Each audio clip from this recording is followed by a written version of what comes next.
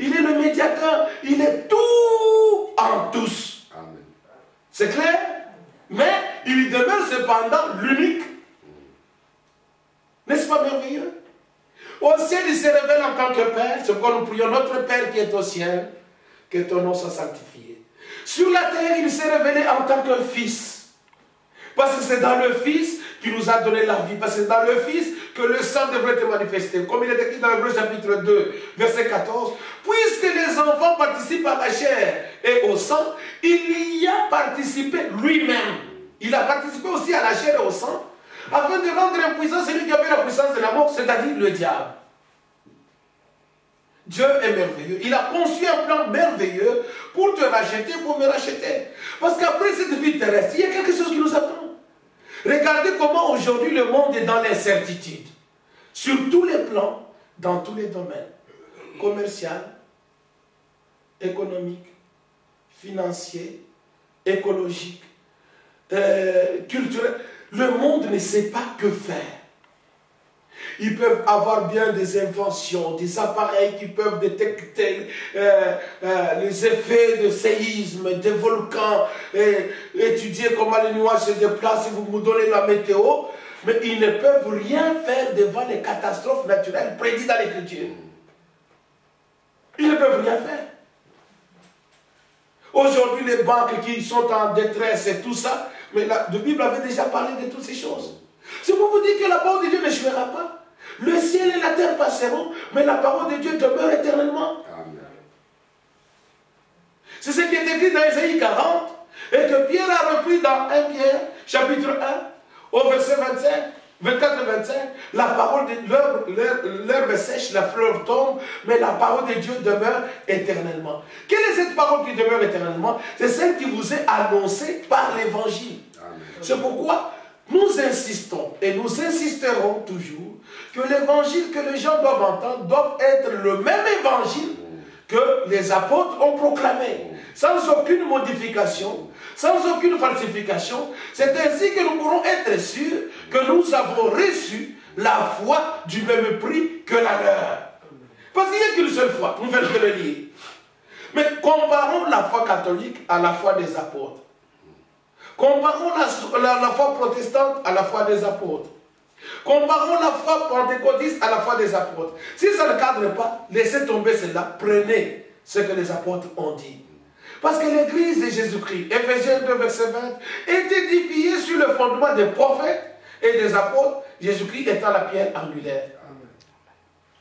S'ils disent que Pierre s'était trompé, s'ils disent que Paul s'était trompé, j'aimerais bien moi-même me tromper.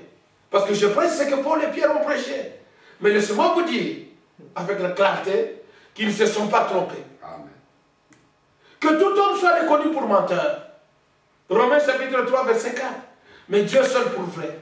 C'est pourquoi mes amis et mes frères, ne croyez, ne prenez que ce qui est dans l'Écriture. Parce que si vous croyez comme nous le disent les Saintes Écritures, les fleuves d'eau de vie couleront de votre sein. Christ veut habiter dans vos vies. Et le seul moyen qu'il habite dans vos vies, il faut d'abord que vous le rencontriez. Remarquez d'abord la première prédication lorsque le Saint-Esprit est tombé sur la terre. Dans Actes chapitre 2. Pierre, qui n'était même pas instruit, il a ouvert la bouche sous l'impact direct du Saint-Esprit. Il a dit à la multitude des nations qui étaient là-bas, parce qu'il y en avait de toutes les couleurs, de toutes les races et de toutes les langues. Parce que nous voyons là-bas, les Égyptiens étaient là-bas, les Arabes étaient là-bas, les Libyens étaient là-bas, les Grecs étaient là-bas, et tout le monde lisait dans Actes chapitre 2. Il a ouvert la bouche, il a dit, oh, et frères, et vous tous qui séjournez à Jérusalem, ces hommes ne sont pas ivres comme vous le pensez, car ce n'est que la 3e heure du jour. Ce que vous voyez, c'est l'accomplissement de ce que Joël avait dit, que dans les derniers jours, dit Dieu, je répandrai de mon esprit sur toute chair. Ce qui est merveilleux à remarquer, mes amis, est que les apôtres ne faisaient voir à l'auditoire que l'accomplissement de ce que Dieu avait déjà dit, afin que ça s'accomplisse. Aujourd'hui, nous pouvons poser la même question. Tous les gens qui sont dans les églises, sur quoi se basent-ils? En rapport avec quel passage de l'Écriture qui s'accomplit aujourd'hui tiennent-ils leur prédication? C'est mieux de parler de ce que Noé avait fait, de ce que Moïse avait fait, de ce que je ne sais pas, Jérémie avait fait. Regardez dans le passé. C'est facile, c'est ce que les gens parlent. Regardez du temps de Noé, regardez. Et puis ils sortent le temps présent, ils vont dans le futur, Dieu fera. Vous comprenez? Mais aujourd'hui, qu'est-ce que Dieu est en train de faire? Posons-nous la question, mes amis. Dieu est-il mort? S'est-il reposé? Dans la première création, il ne s'est reposé que quand il avait achevé. Comment dans l'œuvre de la rédemption, Dieu va se reposer? Il n'a pas encore achevé. Dieu continue à travailler jusqu'à ce jour. Quand il achèvera, alors il pourra se reposer. Mais il ne peut s'achever que lorsque le dernier entrera. C'est pourquoi l'appel est adressé à l'humanité. Dieu toque à la porte de ton cœur. Il toque à la porte de ton âme. Il dit, je t'aime de l'amour éternel. Je suis prêt à pardonner tes péchés. Je suis prêt à me réconcilier avec toi. Je suis prêt à effacer toute ta vie passée sans Dieu. Donc toutes les fautes que tu as commises depuis que tu étais enfant, et les transgressions que tu as commises lorsque tu étais majeur, je suis prêt à les pardonner. Alors Pierre leur a dit, le premier jour de la Pentecôte, il montre comment Jésus a souffert à cause de nos péchés. Il a été trahi à cause de nos péchés. Il a été mort, mis à la croix à cause de nos péchés. Il est ressuscité d'entre les morts parce que il était impossible que la mort le retienne, parce que l'Écriture disait déjà que tu ne retiendras pas ton oin dans le séjour des morts. Vous voyez, il leur a parlé de la repentance. Il leur a parlé du baptême d'eau. Il leur a parlé du baptême du Saint-Esprit. Donc, dans une seule prédication, tous ces éléments étaient contenus. Parce qu'il faut que les gens soient amenés à la conversion. Ils soient amenés à la repentance. Ils soient amenés au baptême d'eau. Et le baptême en soi, si nous pouvons le voir dans l'Écriture, ce n'est pas l'aspersion qu'on jette sur... on asperge quelques gouttelettes sur la tête et dit nous sommes civilisés, attention, je suis fils de noble, je suis fils de ministre. Non. Mais si la foi n'a pas changé, alors faisons comme ça se faisait au commencement. Quand nous lisons dans Jean chapitre 3, on nous dit que Jean baptisait là où il y avait beaucoup d'eau. Nous lisons dans Actes chapitre 8 que l'eunuque éthiopien et Philippe, ils sont tous descendus dans l'eau. Quand Philippe eut baptisé l'eunuque, ils sortirent de l'eau. L'Esprit de Dieu enleva Philippe et le retourna à Samarie. Comment aujourd'hui ça peut changer? Dieu n'évolue pas. C'est nous qui évoluons. Dieu n'ajoute pas connaissance sur connaissance. C'est nous qui allons de connaissance en connaissance. Dieu, lui, connaît la fin avant le commencement. Parce qu'il est Dieu. Il est omniscient. Il est l'omnipotent. Il est le tout-puissant. Alors ne changeons pas les choses, parce que ça fait quelques années nous sommes nés dans une culture où nous avons trouvé ces choses. Mais nous devons vérifier, cette culture a commencé quand? C'est pourquoi nous ne nous rentrons pas au réveil de Luther, au réveil de Wesley, au réveil de Calvin, au réveil de Moody, au réveil de Charles Price. Mais nous retournons à ce qui était au commencement, le jour de la Pentecôte. Et ce jour-là, quand Pierre a parlé des souffrances du Seigneur, il a parlé de la mort du Seigneur, il a parlé de la résurrection du Seigneur, il a parlé du baptême d'eau, il a parlé du baptême du Saint-Esprit et de la repentance. La Bible dit leur cœur, pas leur tête. Aujourd'hui, les gens parlent pour que les têtes soient remplies de connaissances. C'est vraiment quelque chose qui a frappé vraiment mon intellect. Je sais, c'est quelque chose de mystérieux. Dieu a besoin de ton cœur, il a besoin de mon cœur. C'est donc qu'il est écrit dans la Bible, mon fils, donne-moi ton cœur. Dieu a besoin de nos cœurs. Pourquoi nos cœurs? Parce qu'il veut nous donner des cœurs de chair sur lesquels il doit écrire lui-même sa parole. Et en sorte que nous puissions faire ce que lui veut. Parce que nous avons inventé pour plaire à Dieu. Parce que qu'est-ce que c'est la religion en soi? La religion, c'est un amalgame de principes et de commandements et de pratiques que les hommes se sont faits eux-mêmes pour essayer de plaire à Dieu. C'est ainsi que Jésus a dit dans Matthieu chapitre 7, de tous ceux qui me disent Seigneur, Seigneur, tous n'entreront pas. Faisons bien attention à cette parole, parce que beaucoup la négligent. Dis bon, l'essentiel, je vais quand même quelque part à l'église, j'écoute quand même une prédication. Ce n'est pas ça. Vous devez faire une rencontre sérieuse avec le Seigneur. Parce que plusieurs qui disent Seigneur, Seigneur n'entreront pas. Et Jésus a dit clairement à Nicodème, si quelqu'un ne naît de nouveau, il ne peut même pas voir le royaume. Tertullien n'avait jamais été né de nouveau. Quand vous regardez dans l'histoire de l'Église, ceux qui sont appelés les pères de l'Église, que ce soit Athanasius, que ce soit Augustin, ils n'avaient jamais fait une expérience de la nouvelle naissance. Or, celui qui n'est pas né de nouveau, il ne peut même pas voir.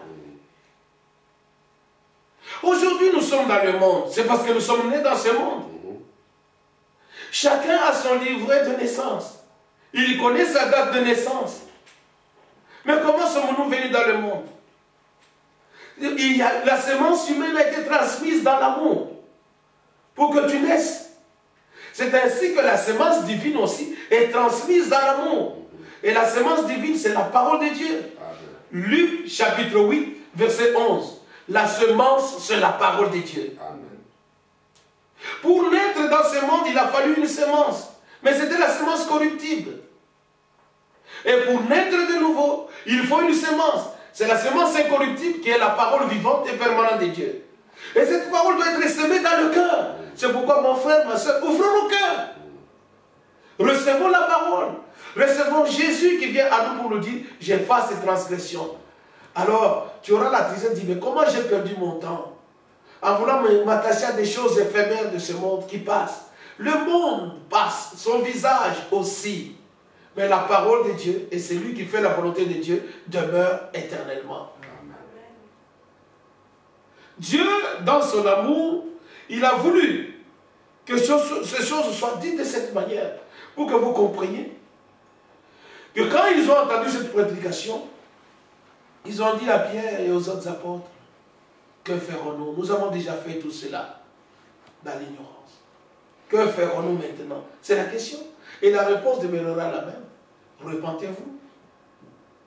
Que chacun de vous soit baptisé au nom du Seigneur Jésus-Christ, parce que vos péchés vous ont été remis, et vous recevrez le don du Saint-Esprit. Tout était dans la prédication. Et la Bible dit, ce jour-là, 3000 ont été propulsés dans le royaume de Dieu. 3000 âmes. Et ces 3000, quand vous continuez dans la lecture, il est dit, ils persévéraient dans l'enseignement des apôtres. Ils persévéraient dans la communion fraternelle. Ils persévéraient dans les prières. Ils persévéraient dans le brisement de pain. C'est quelque chose de glorieux. Et l'Église a commencé là. Nous devons retourner aux prédications, nous devons retourner à la foi, nous devons retourner aux pratiques que eux avaient, pour être certains que nous avons reçu la foi du même prix que la leur. Pierre, ou plutôt Paul, synthétise en disant ceci dans 1 Corinthiens chapitre 15. Je vais le lire avec vous. Nous allons vers la fin de cet exposé ce jour. 1 Corinthiens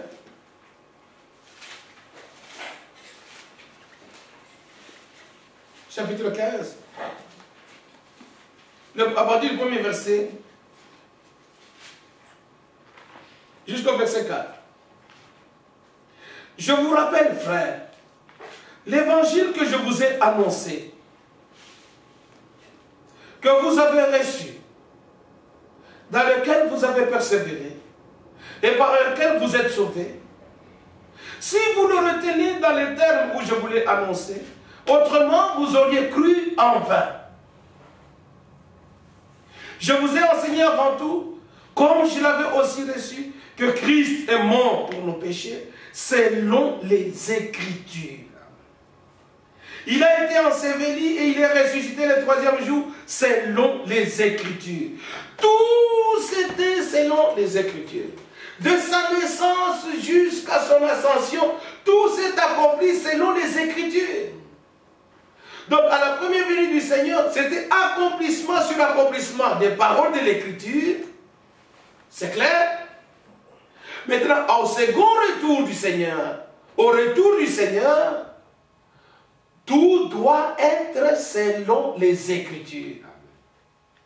C'est quelque chose de capital. Que vous le croyez ou pas, c'est comme cela que ça doit être. Si à la première venue de Jésus-Christ, c'était l'accomplissement des promesses de l'Ancien Testament, au retour du Seigneur, parce qu'on nous a lu dans Jean chapitre 14, je m'en vais vous préparer une place. Quand je m'en serai allé et que je vous aurai préparé la place, je reviendrai et je vous prendrai avec moi, afin que là où je suis, vous y soyez aussi. C'est la promesse que nous attendons. Mais tout aussi doit se faire selon les Écritures. Ça, c'est Jésus qui a parlé dans Jean chapitre 14. Maintenant, lisons dans Actes chapitre 3, rapidement.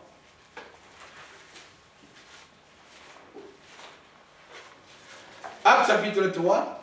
Un miracle venait de s'accomplir. Et Pierre, en parlant, je vais gagner le temps en disant ceci, à partir du verset 17. Et maintenant, frères, je sais que vous avez agi par ignorance, ainsi que vos chefs.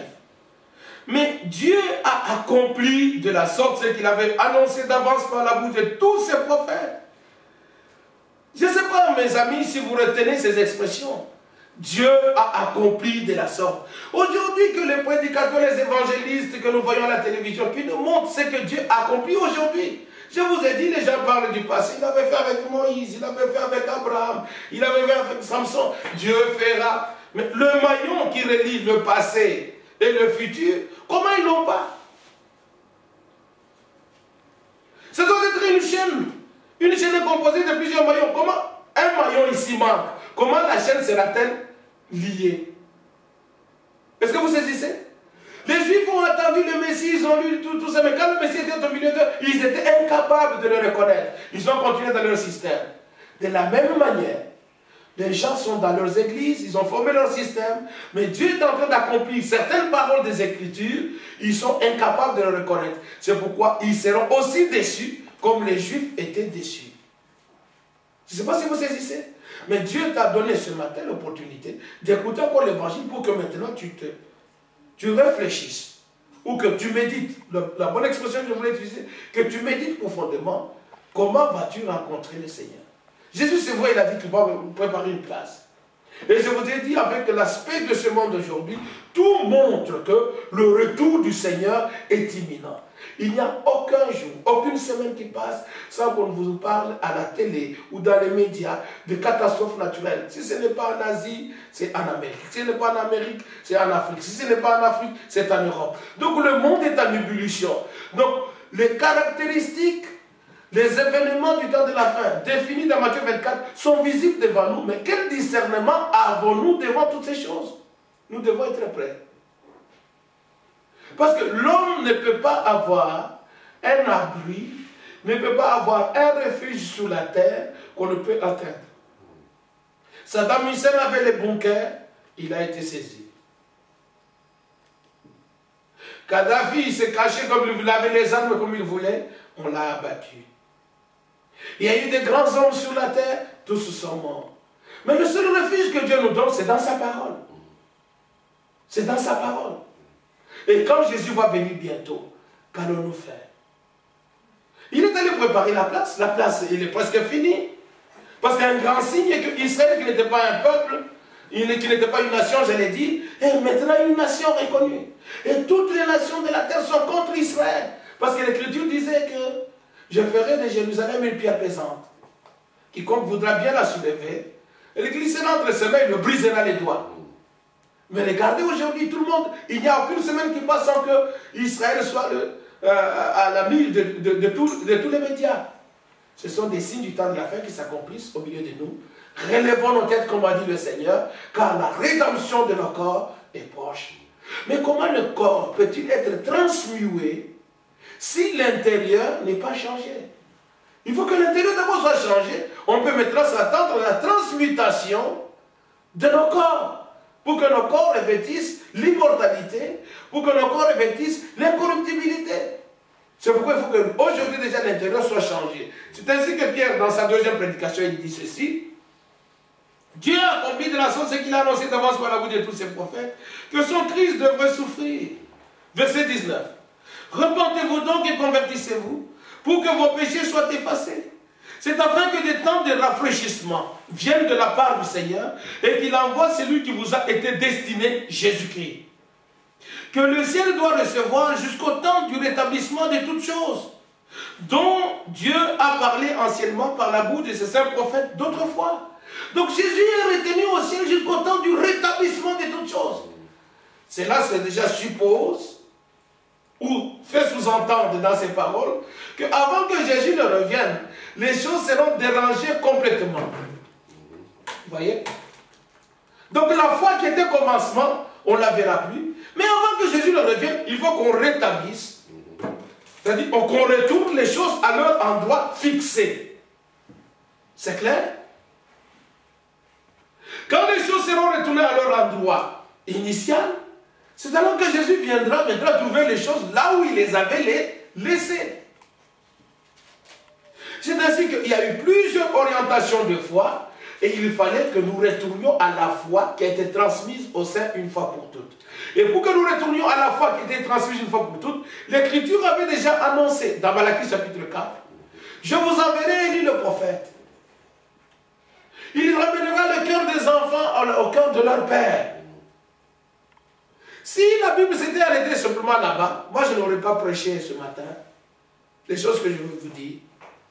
Mais Jésus dans le Nouveau Testament, dans Matthieu chapitre 17, il dit, on lui pose la question, pourquoi les scribes disent-ils qu'Élie doit venir premièrement?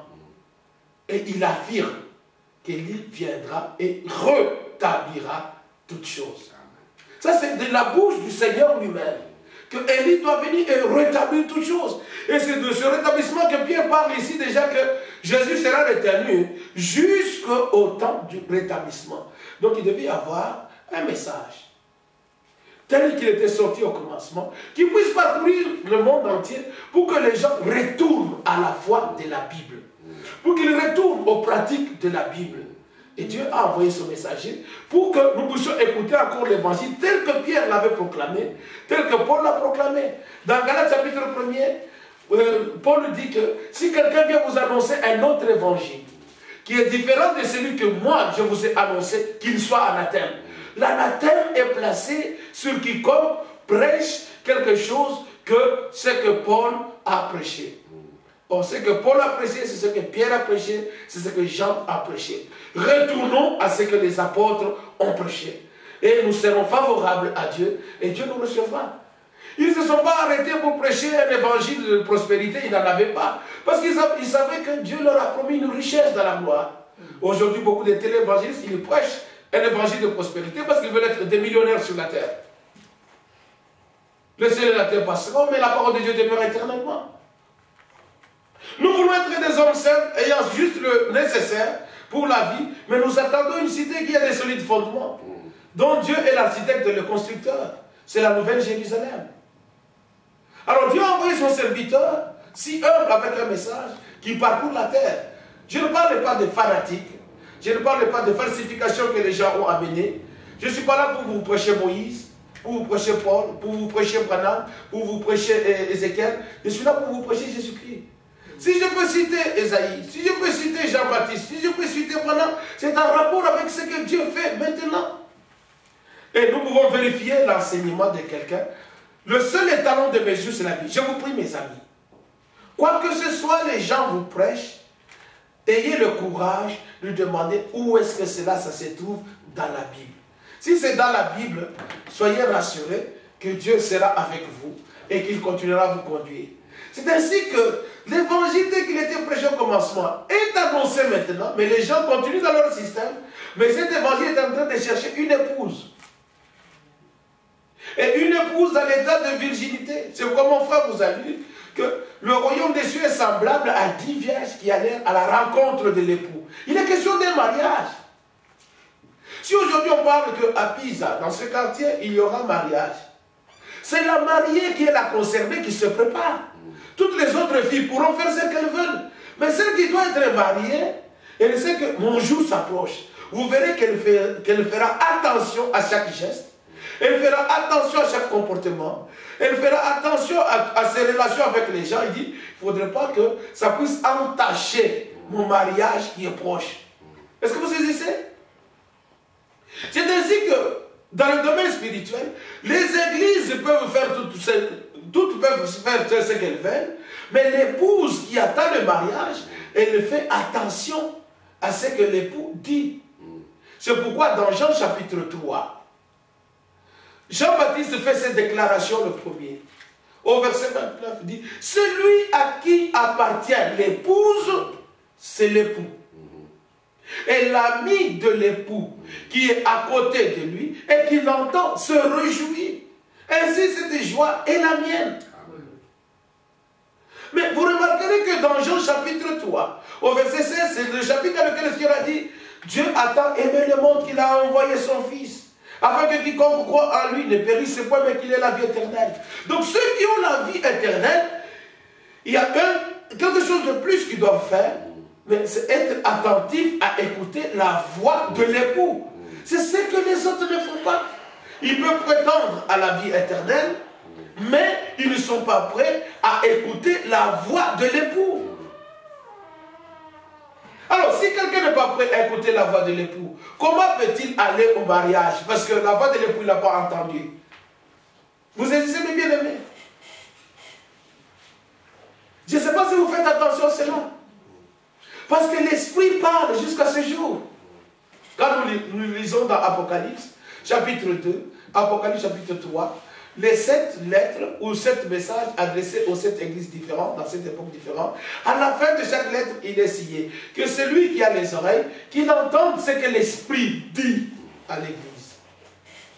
Pas ce que le pasteur a dit, pas ce que le conférencier a dit, pas ce que l'évêque a dit, mais ce que l'Esprit a dit. Or, le Seigneur, c'est l'Esprit.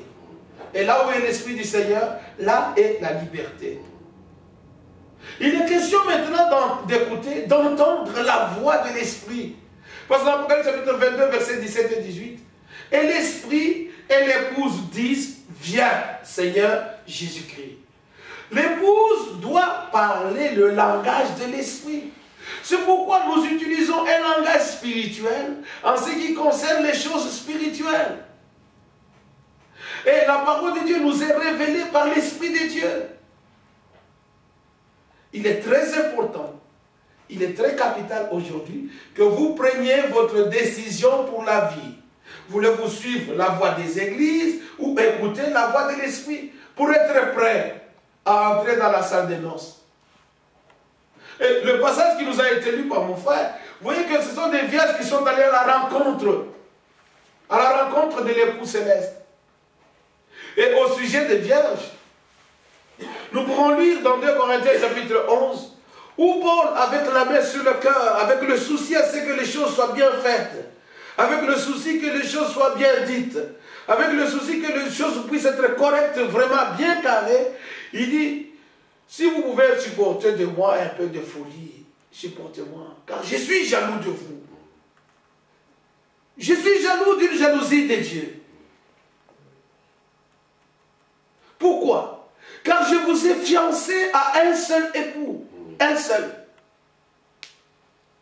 Et je voudrais vous présenter à ce seul époux comme étant une vierge pure. L'église épouse sera présentée devant Jésus-Christ dans l'état de pureté et de virginité totale.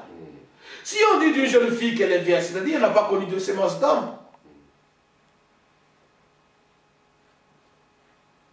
Ainsi, nous voyons que par ce titre, que dans l'église de Jésus-Christ, il ne peut pas y avoir d'autre sémence que la sémence de Dieu lui-même. Que Dieu vous ouvre le cœur et l'intelligence pour saisir. Nous parlons des choses naturelles pour faire comprendre les choses spirituelles. Si on parle de vierge, c'est-à-dire qu'elle n'a pas connu d'homme. Vous vous souvenez de ce que Marie a dit? Mais comment la chose se fera-t-elle? Parce que moi, je ne connais point d'homme. Parce que là, j'étais allé vers une vierge. C'est vrai, ils étaient fiancés avec Joseph, mais Joseph ne l'avait pas encore connu. Quand il a voulu savoir comment les choses se feront, c'est alors que l'ange lui dira que l'Esprit du Seigneur te couvrira de son ombre. C'est pourquoi le Saint-Enfant qui naîtra de toi sera appelé Fils du Très-Haut. Gloire soit rendue à Dieu. Amen. Comment naissons-nous de nouveau? La semence de Dieu, qui est la parole de Dieu, nous l'avons déjà cité, Luc chapitre 8, verset 11, est sémée dans nos cœurs, dans la matrice de notre cœur, dans l'amour divin, comme vous l'entendez ce soir. Et quand nous recevons la parole, nous la gardons dans le cœur, l'Esprit du Seigneur qui avait couvert Marie, nous couvre aussi. C'est ainsi que l'Esprit produit à nous, d'une manière surnaturelle, une vie nouvelle. Et étant nés de nouveau, nous pouvons voir le royaume de Dieu. Étant nés de nouveau, maintenant on nous exhorte d'écouter la voix de l'époux, parce que l'époux parle encore. Il s'adresse à l'épouse. Et j'aimerais dire ceci. Tous vous êtes capables de lire, allez lire dans la Bible. Où est-ce que l'épouse d'Adam, d'où est-ce qu'elle était venue? L'épouse d'Adam, Ève. Quand vous lisez dans vos Bibles, on dira que Dieu a endormi Adam, il a ouvert le côté d'Adam et il a sorti Ève. Il a fermé le côté et il a réveillé Adam. Et quand Adam a regardé, oh, quelle créature merveilleuse! Voici cette fois-ci, celle qui est os de mes os, chair de ma chair. On l'appellera femme parce qu'elle est issue de l'homme. Nous ne sommes pas des chimpanzés comme les scientifiques essaient de nous expliquer. Nous leur posons toujours la question, si nous sommes issus des chimpanzés, comment les chimpanzés d'aujourd'hui ne sont jamais devenus des hommes? Nous les voyons toujours chimpanzés. Ne croyez pas ce que les scientifiques disent, croyez ce que la Bible dit. Parce que les scientifiques essaient de contredire Dieu, parce que dans leur sagesse, ils sont devenus fous. C'est comme ça. L'épouse d'Adam a été sortie d'Adam. Et Adam s'est écrit, oh, quelle créature merveilleuse. C'est la chair de ma chair, l'os de mes os. Elle sera appelée femme parce qu'elle a été issue, elle est sortie de l'homme. Ce n'était qu'une image de ce que Dieu devrait faire avec son église rachetée. Le dernier Adam est venu sur la terre, c'est Jésus-Christ.